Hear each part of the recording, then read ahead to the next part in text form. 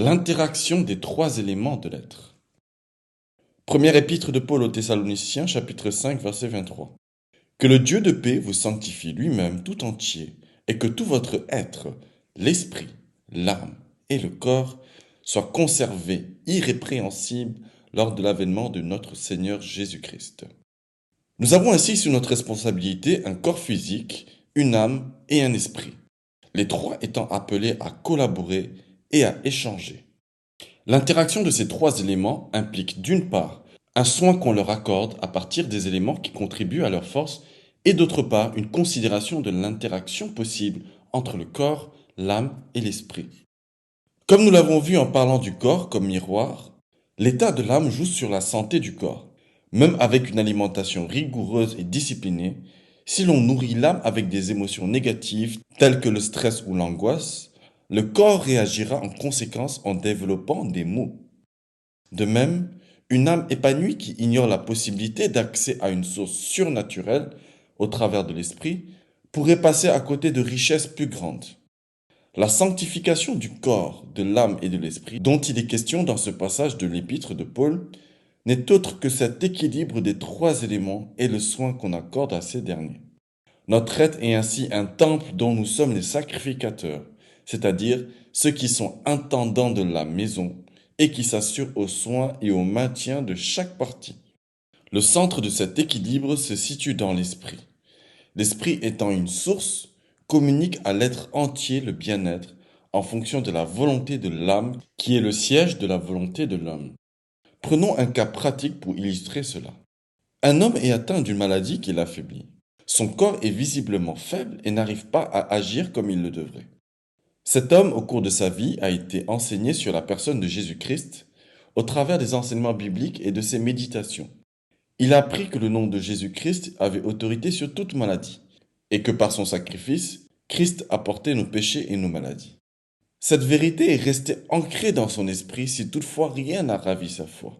Sur cette vérité, il a la possibilité de réconforter son âme, se donnant de l'espoir et de la volonté de guérir. L'âme restaurée peut ainsi agir sur le corps, qui lui parvient à guérir de tout mal. Notre quotidien regorge de situations où l'équilibre des trois éléments de l'être est nécessaire pour remporter les combats. Tout part d'une attitude de l'âme, notre moi, à saisir les réalités spirituelles et aboutit à un épanouissement complet de l'être. Cela paraît évident, mais dans la réalité, c'est souvent un combat que de saisir les réalités spirituelles. En effet, le monde d'aujourd'hui, celui du XXIe siècle, est plus que jamais auparavant exposé à toute forme de pensée souvent contradictoire, à toute forme de divertissement et de séduction, à toute forme de souillure tant pour l'âme que pour le corps. Tout ceci entraîne la confusion générale, et un esprit confus ne peut rien apporter à l'être. Une âme superficielle qui n'est sensible qu'aux émotions extérieures, souvent provoquées par le divertissement, ne peut pas non plus saisir les réalités spirituelles d'où nous trouvons le salut.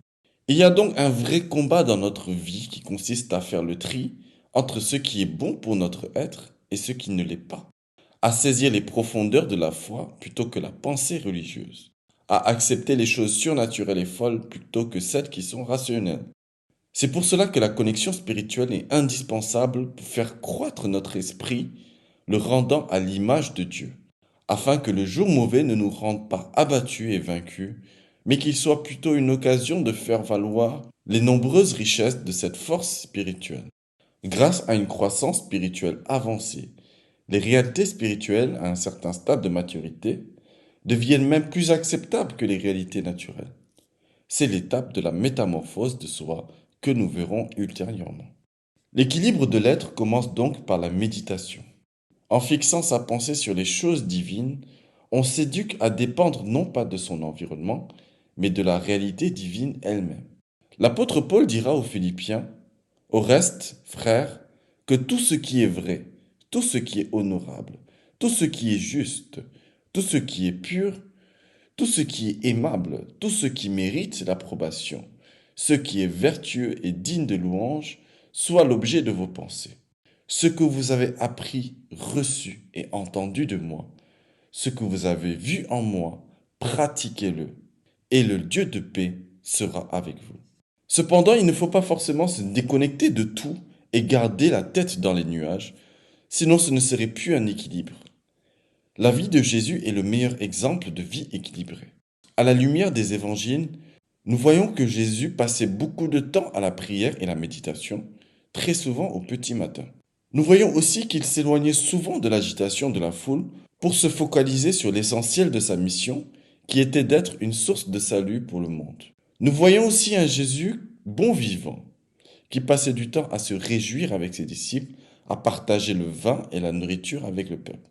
Ceci lui a d'ailleurs porté préjudice vis-à-vis des chefs religieux, l'accusant de manger et de boire avec des gens de mauvaise vie. Jésus savait faire la part entre le plaisir de l'âme et le plaisir spirituel. Avoir plaisir au plaisir sain de la vie contribue à l'épanouissement de l'âme.